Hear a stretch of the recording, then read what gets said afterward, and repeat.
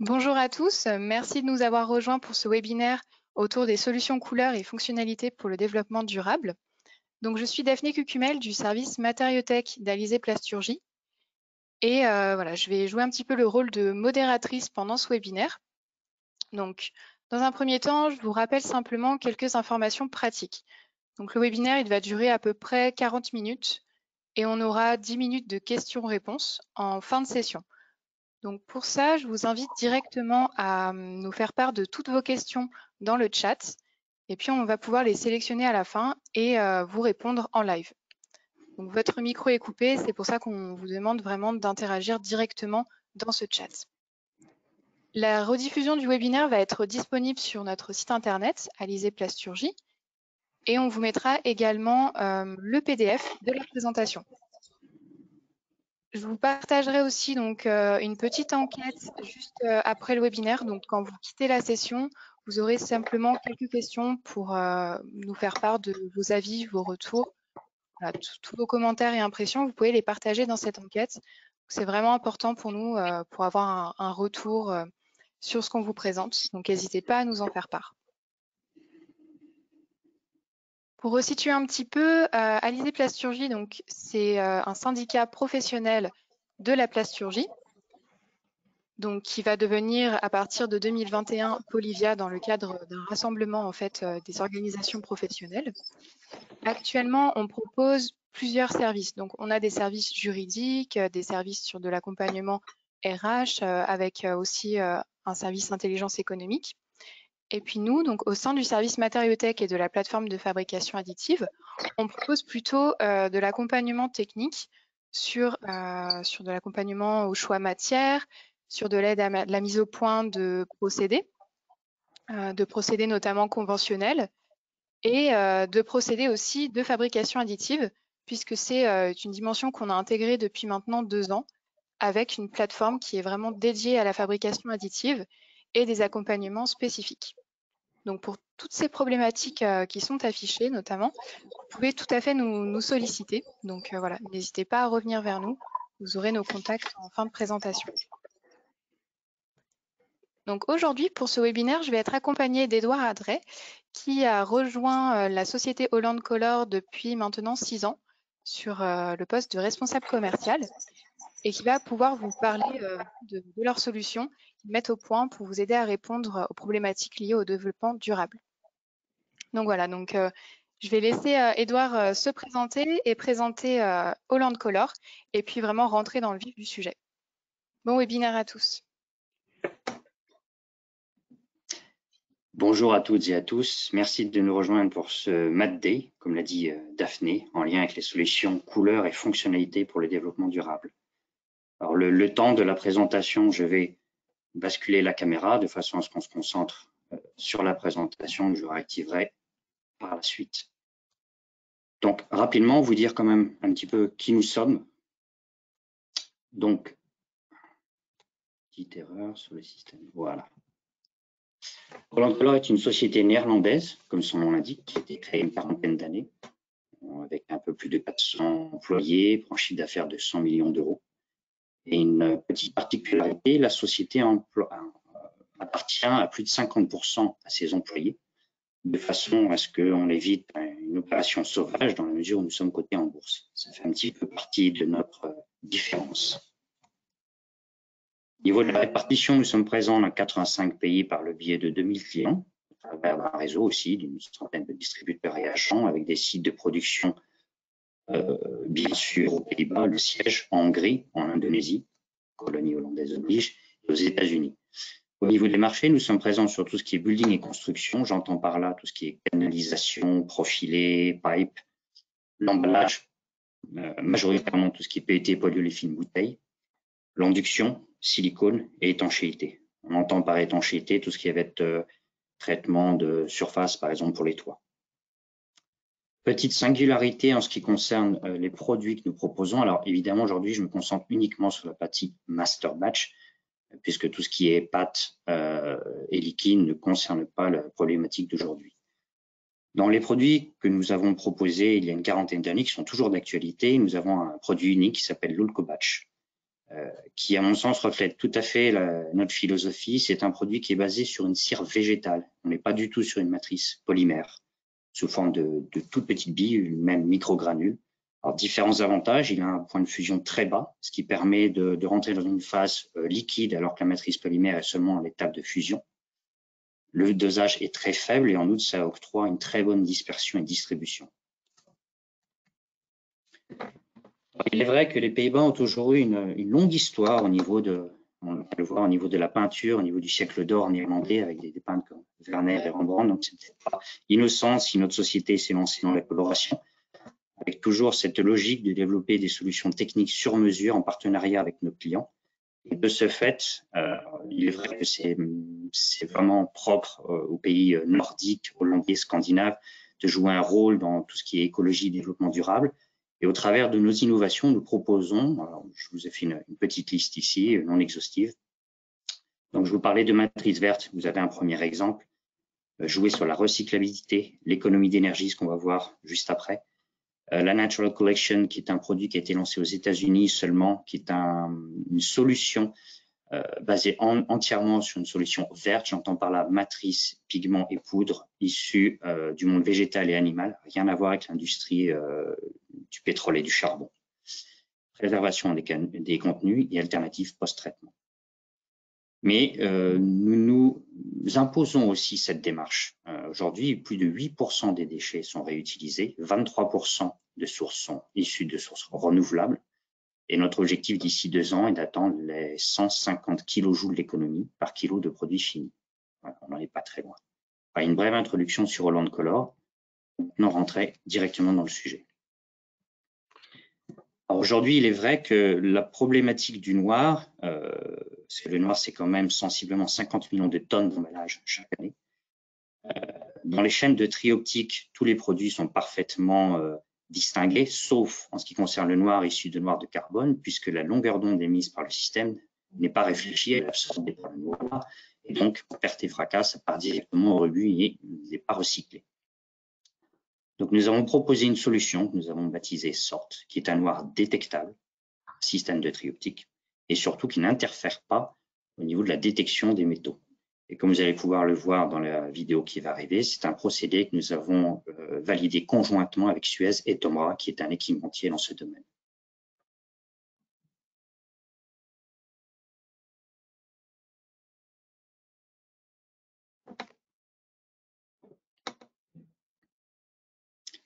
Donc, bien évidemment, le noir apparaît majoritairement dans le packaging, que ce soit dans le packaging alimentaire, comme dans le cas présent, le noir de carbone, qui est la base principale. On le retrouve aussi sur d'autres types d'emballages, bien sûr, comme dans le cas présent sur tout ce qui va être gel douche, shampoing, tout ce qui est home et personal care.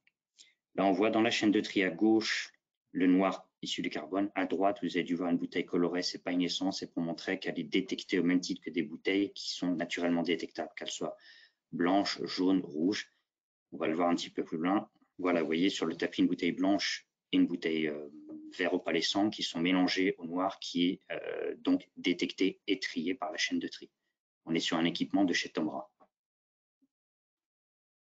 Vous allez voir ensuite 2 bacs, un bac à gauche où on voit clairement toutes les bouteilles noires non recyclées et un bac à droite avec les bouteilles qui sont associées d'ailleurs à des bouteilles de couleur qui sont dans un noir tout à fait détectable. C'est un assez joli noir, hein. Alors je vais être honnête, on n'arrivera jamais à la qualité d'un piano black, mais ça reste quand même un noir intense. Là, il s'agit du siège de notre société à Apeldoorn.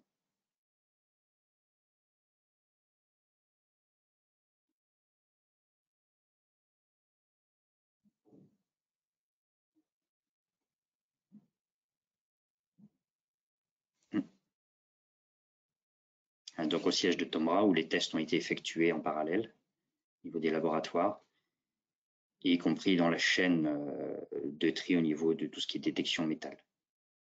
De façon à ce qu'on ait vraiment une visibilité totale du process.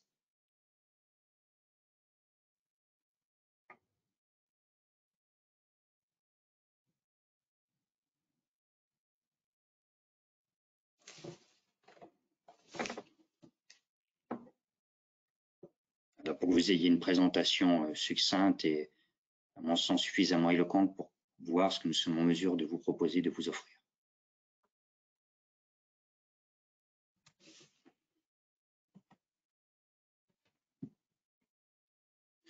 Une autre solution que nous avons mise sur le marché, qui s'appelle FastIt. Le principe de FastIt est de pouvoir optimiser l'étape de processus de soufflage. Dans l'idée, on va bloquer certaines longueurs d'onde dans la plage infrarouge. En bloquant ces longueurs d'onde, on va permettre une rémanence sous forme de chaleur. Donc, on va tenter d'optimiser le gain énergétique et forcément le temps de cycle. Alors, je vous ai mis quelques graphiques qui parleront d'eux-mêmes sur le gain. Alors, vous allez le voir sous forme de timing et de temps, pardon, et sous forme de pourcentage entre un produit d'un confrère qui est dans la même logique. Et puis, vous voyez deux produits FastIt, parce que la raison est simple, en fonction de vos besoins, en fonction de la transparence souhaitée, il y a FastIt qui correspond. Plus le produit sera efficace, plus la transparence va se trouver amoindrie. Donc, après, c'est au cas par cas. Voilà, donc le pourcentage accessible en termes de gain. Et sur ce graphique, donc la résine naturelle, notre compétiteur, et les différentes versions possibles de FastIt, vous voyez le gain que peut vous apporter cette solution, donc en termes d'économie d'énergie.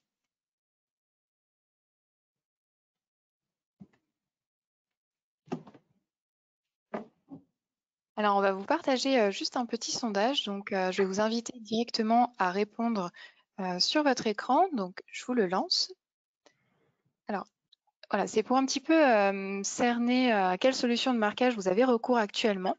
Donc, je vous invite à répondre directement en cliquant sur l'écran.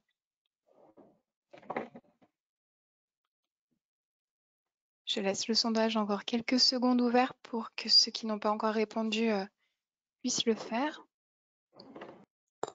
Donc, on voit que les résultats sont plutôt partagés. Donc, il y a quand même 59% des personnes qui utilisent le marquage laser, mais ça ne veut pas dire qu'ils n'utilisent pas aussi d'autres techniques. Donc, on voit aussi qu'il voilà, y a une grosse part quand même d'étiquetage. Et l'impression jet d'encre n'est malgré tout pas très loin. Donc, voilà, juste après, Edouard va revenir vraiment sur une solution de marquage laser non destructif. Donc, je le laisse poursuivre. Merci Daphné.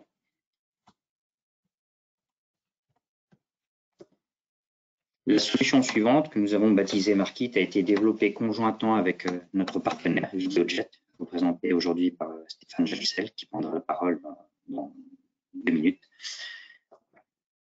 Aujourd'hui sur le marché, ça fait écho au sondage que Daphné vient de vous proposer, il y a majoritairement 3 types de marquage pour permettre la traçabilité du produit, éventuellement limiter sa contrefaçon. Donc l'étiquetage, avec un risque dans le temps que l'étiquette se dégrade, se décolle et donc on perd cette traçabilité.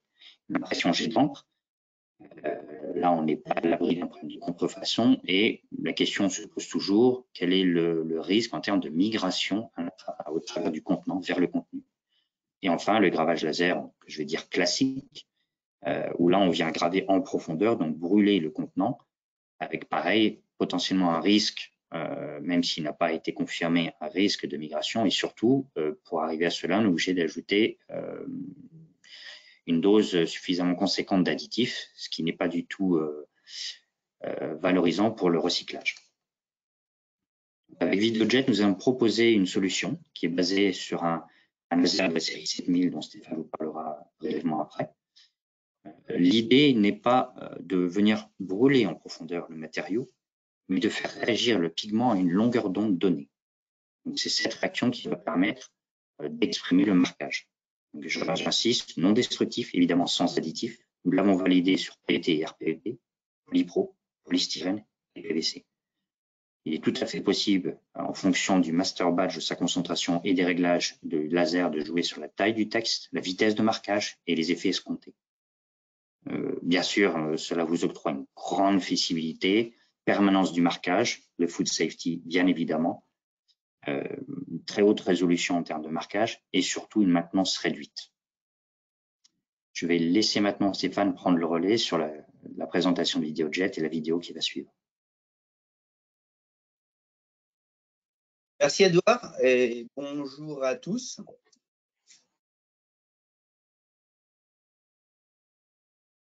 Pardon, mon son n'était pas activé. Bon, merci Edouard et bonjour à tous. Alors, rapidement, pour vous situer Videojet, nous sommes actuellement leaders sur le marché du marquage industriel avec 350 000 imprimantes installées, 8 usines de fabrication à travers le monde, 5 centres de recherche et de développement avec une grosse capacité d'innovation qui fait clairement partie aujourd'hui de l'ADN Videojet. Plusieurs technologies à notre gamme, le jet d'encre dévié, on en a parlé, l'étiquetage, le transfert thermique et le laser également. Justement, le produit qui vous est présenté à l'écran s'appelle le Lightfoot. C'est la dernière innovation en laser fibré qui a la caractéristique de pouvoir s'intégrer très facilement sur tous les environnements, puisqu'on a vous voyez, hein, une tête de la taille d'un jet d'encre. On atteint des vitesses de marquage qui sont très importantes. Différentes configurations qui sont disponibles avec des ombiliques de 3 à 6 mètres, des têtes qui vont pouvoir s'adapter à tout type de ligne et à tout type d'environnement également. Donc une solution vraiment très très flexible pour du laser. Donc Videojet est aussi l'usine 4.0 avec une proposition de solutions de pilotage, de communication qui soit adaptée à vos environnements informatiques, avec également le développement de soft pour par exemple cette application d'autofocus qui permet un réglage du laser sans manipulation avec les outils. Le laser, donc Edouard l'a dit, hein, c'est un marquage indélébile de qualité, food safety également. Et donc, Videojet aujourd'hui, c'est aussi un savoir-faire technique et grâce à des équipes qui sont présentes sur le terrain, ou bien nous avons également des solutions de diagnostic à distance comme le Videojet Remote Service qui ont toujours pour objectif de maintenir l'efficience de vos lignes de production. Donc c'est sur cette base et sur la base de solutions comme le Lightfoot que Videojet et Holland Color donc, ont construit leur collaboration depuis plusieurs années et Markit clairement en est l'illustration.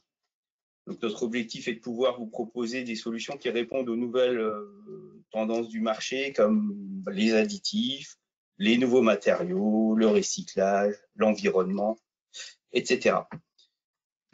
J'en ai terminé. Je suis à votre disposition pour vos questions après la présentation et je redonne la parole à mon ami Edouard. Merci Stéphane.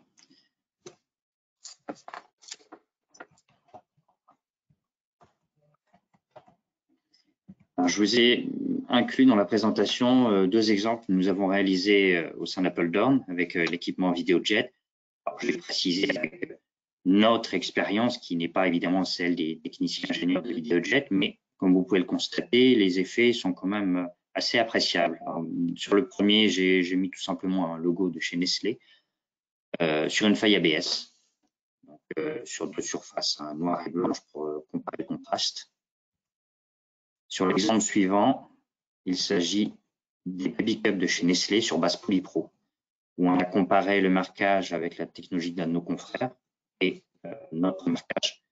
Donc, vous pouvez le voir sur la cup de la tasse plutôt de droite, le marquage est beaucoup plus flagrant.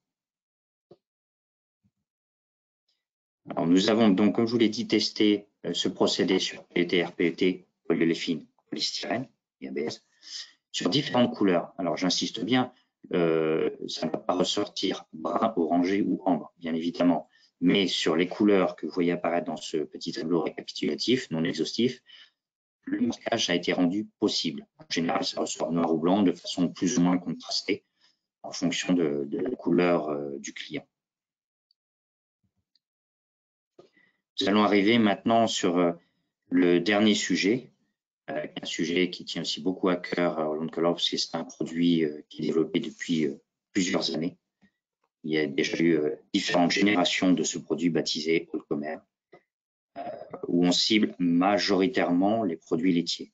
Alors, comme vous le savez, au journal officiel de 2017, il y a un décret qui a été amendé, qui impose un malus de 100% au niveau des coûts-contributions pour tous les emballages majoritairement PET opaques qui incluent plus de 4% de charges minérales. On s'est rendu compte à la longue, victime de son succès, que trop de PET opaques, donc trop de charges et d'opacifiants, finit par nuire à la qualité de la fibre.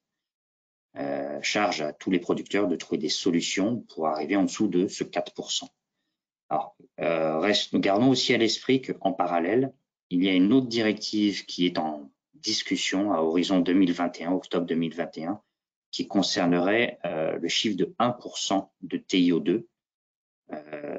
Là, il semblerait, on attend confirmation que cela ne concerne que les poudres, mais dans le cas où ce ne serait pas le cas, le produit serait étiqueté cancérinogène, auquel cas, il vaut mieux anticiper. C'est pour ça que dans la présentation qui va suivre, vous verrez que régulièrement, ce chiffre de 1% a été aussi un de nos objectifs.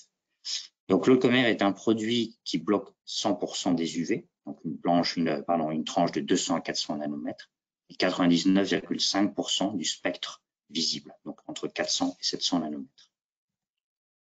Je vous ai mis un exemple d'un produit que nous avons développé pour voir le gain que cela a permis en Allemagne, donc avec la société Müller. Donc, on est parti initialement sur une épaisseur de 0,24, on est arrivé à une épaisseur de 0,2, quand même un gain de matière conséquent. On avait une transmission jusqu'à 550 nanomètres inférieure à 8%. On est descendu pour la même longueur d'onde à moins de 1%.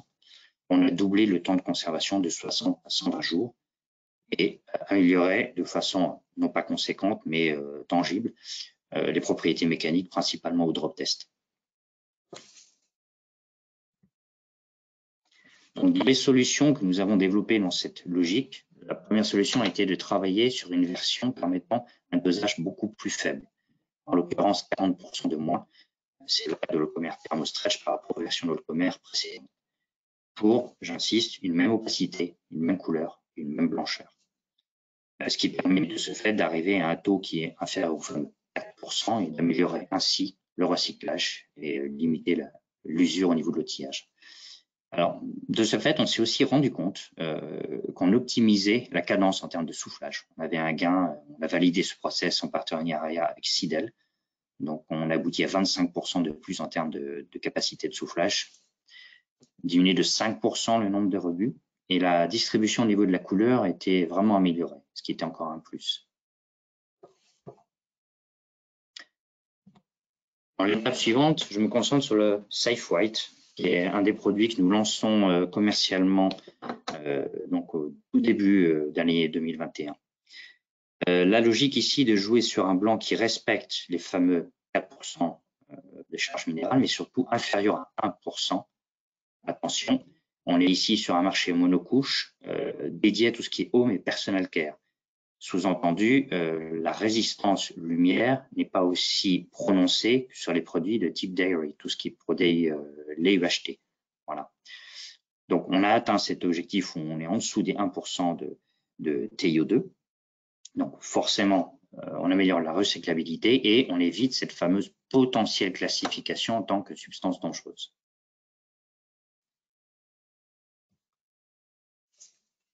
On arrive maintenant sur le produit phare que nous allons bientôt lancer, donc pour le commerce circulaire, où là, on se dédie à des marchés multicouches, typiquement la bouteille de lait.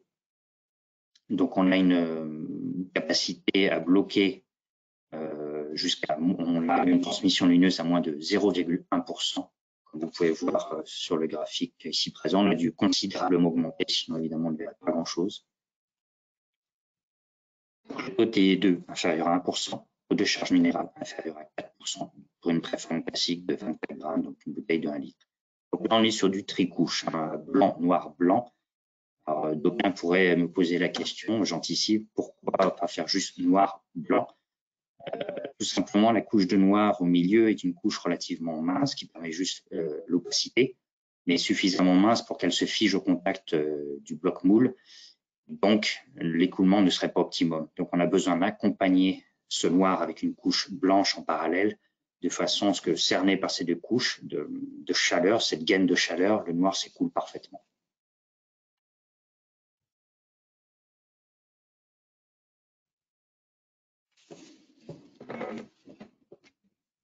Alors, avant de passer sur la partie questions-réponses, ce que je vous propose, c'est de répondre à un autre petit sondage. Et n'hésitez pas aussi pendant ce temps de poser vos questions par le biais du chat. Donc, je vous l'affiche à l'écran. En fait, voilà, on vous partage simplement ce petit sondage pour savoir si vous êtes intéressé peut-être par l'une des solutions qui est proposée, voilà, en termes de coloration de vos produits ou justement pour améliorer, on va dire, le côté plus vertueux des produits que vous pouvez développer en faveur du développement durable. Donc, n'hésitez pas à répondre à ce sondage. Et puis, du coup, donc, je vous invite aussi à poser vos questions. On va passer juste après sur les réponses en direct.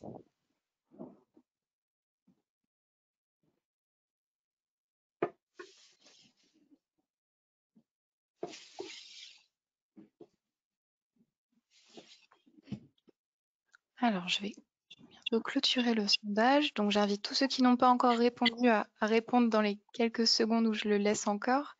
Merci à tous en tout cas.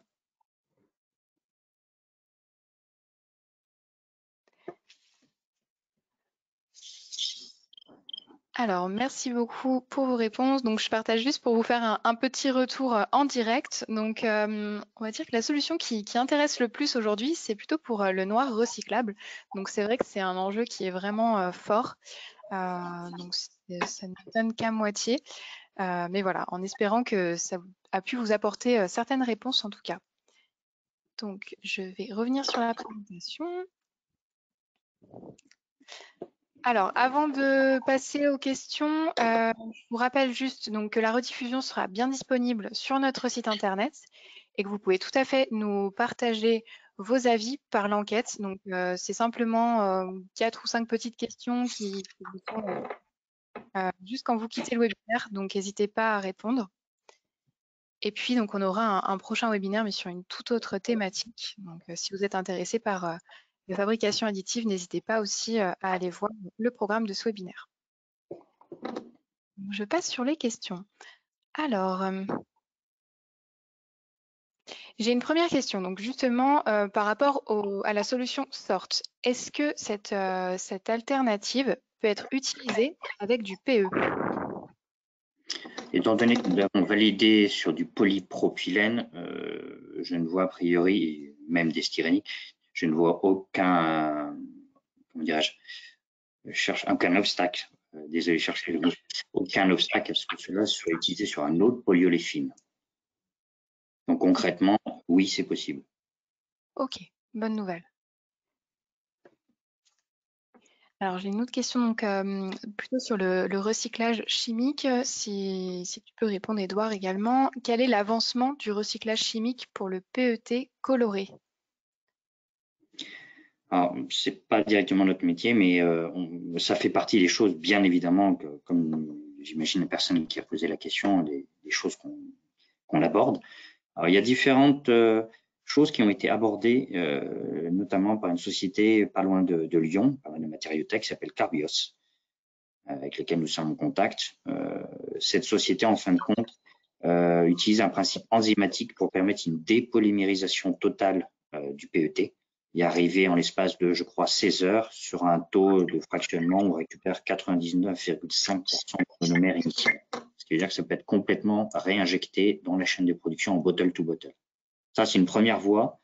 Enfin, peut-être que certains ont vu, il y a une parution qui a été faite il y a 2-3 jours, je crois, au niveau de Citeo, où on voit notamment pour les bouteilles de lait, parce que c'est le sujet principal dans le PET opaque, il y a des voies alternatives qui ont été développées, notamment par la laiterie Saint-Pierre. L'idée de proposer au public, et visiblement ça marche, de proposer une bouteille en RPET, mais qui soit grisonnante. Donc la communication est claire auprès du public, c'est pas du blanc, ça reste un produit de qualité qui a été fait dans les règles de l'art. Mais s'il est gris, c'est qu'on veut valoriser la filière de recyclage. Et visiblement, ça a eu un impact parce que continue de monter. Ok, très bien. Alors, on reste sur les PET colorés. Quelle est la valeur de rebut, justement, de PET colorés? Est-ce que tu as un ordre de grandeur? Valeur de rebut. C'est-à-dire, quelle est la part de PET coloré au sein de la masse PET? Là, ma foi, comme ça, à chaud, je n'ai pas forcément le chiffre disponible. Je pourrais regarder sur ce sujet-là, me renseigner. Je n'ai pas forcément de données précises sur la quantité de PET coloré au sein de la masse PET. Ça dépend sur le marché, hein. Il y a certains marchés qu'on va arriver sur des sociétés qui sont, je dis un exemple qui me vient à l'esprit, La Roche-Posay, une filiale de L'Oréal. Là, on n'est que sur du produit blanc. Si on arrive sur des produits de type Yves Rocher, on est sur des produits opalescents, transparents, légèrement colorés, où là, la problématique de recyclage ne se pose pas. Donc, au sein de colorés, il faut peut-être faire la nuance aussi sur quelle est la part de bouteilles que l'on peut recycler et celle qui pose problème. Alors, donc, décidément, c'est vrai que j'ai pas mal de questions justement sur Sort. Une question justement peut-être plus pour distinguer deux produits. Donc, la question, c'est si on a deux plastiques, dont un qui a été conçu justement avec la solution Sort, est-ce qu'il est possible de les dissocier avec un programme de vision adapté ou peut-être une lumière spécifique? Alors que je comprenne bien la question. Redis-moi s'il te plaît encore une fois la question, Daphné. Alors, si on a deux plastiques visibles dont un possède justement du Sort, peut-on facilement les associer sur une image avec un programme de vision adapté ou une lumière spécifique? Alors, programme de vision adapté, c'est pas sous cet angle-là, en tout cas que nous l'avons abordé avec Thomas. C'est plus sur un système de tri optique. Alors après, on pourra rentrer en contact avec la personne qui a posé ou les personnes qui sont intéressées par cette approche, rentrer dans le détail de dire comment l'équipement fonctionne dans les grandes lignes, parce qu'ils ont bien sûr leur part de secret. Mais c'est un système de tri optique où on envoie une longueur d'onde et en fonction de la longueur d'onde qui est réémise, le système est capable de dire de quelle matière il s'agit et à une tolérance râle près de quel type de couleur il s'agit. Ok. Alors, une question plutôt pour Allcomer. Est-ce qu'il existe une solution similaire au Allcomer pour les polyoléphines PE-PP? Bonne question. C'est un sujet sur lequel nous sommes en train de travailler. Et pour répondre à la personne qui a posé cette question, nous sommes en contact avec des sociétés qui sont typiquement dans l'embouteillage, justement, sur tout ce qui va être polyoléphine, parce que tout le monde n'est pas forcément sur la logique du PET ni du VRPET. Donc, nous avons des solutions mais qui ne sont pas aussi abouties que celles que je vous ai présentées aujourd'hui. Par contre, oui, il est évident que nous penchons aussi pour répondre à l'attente de ces clients qui sont sur des logiques autres que le PET. Donc, je vais dire un petit peu de patience. D'accord, c'est bon à savoir. Alors, j'ai une question, je ne sais pas si la personne pourrait peut-être préciser, j'ai une question pour savoir si c'est utilisable en extrusion filière plate de type pour blister. Alors, je ne sais pas exactement à quelle solution la personne. Alors, est-ce que c'est pour Sort ou pour Allcomer? Je pense que c'est pour Sort. Si c'est le cas, oui, sans aucun problème. Si c'est pour Allcomer, clairement, nous n'avons pas développé le produit dans cette logique-là pour le moment. D'accord. Bah, la question était pour Sort, donc. Voilà. Oui, pour Sort, il n'y a aucun problème, puisque d'ailleurs, on le voit sur la petite. Si tu peux revenir tout en haut de la présentation, je ne sais pas si c'est encore possible, Daphné. L'image, voilà, l'image sur Sort, on voit clairement, ce sont des barquettes qui ont ensuite été thermoformées. Donc, on est vraiment sur l'extrusion de plaques et ensuite qui sont thermoformées. Alors, on va rester sur ce sujet de thermoformage. Justement, dans le cadre de produits thermoformés, lors de l'étirement de la matière pendant le process, est-ce que vraiment ça va rester opaque à 100% ou est-ce qu'il va y avoir de la transparence? Et s'il y a de la transparence, quel serait le sous-ton en fait? Est-ce que ce serait plutôt de la transparence qui tire vers du gris, du vert, du noir? Non, comme je l'avais dit en préambule, hein, dans la logique de l'Oncolor, ce sont des produits qui sont fortement concentrés et qui offrent, alors je dis pas que le produit est la panacée pour tout, mais dans le cas présent, qui offre une très très bonne distribution et dispersion. J'entends par là qu'il n'y aura pas de zones qui seront moins opacifiées que d'autres. La distribution sera homogène sur l'ensemble du produit, malgré justement cette étape des tirages. D'accord. Alors, on a le temps peut-être pour encore une question. Quelle est la solution pour, est-ce qu'il existe une solution peut-être pour substituer les pigments minéraux?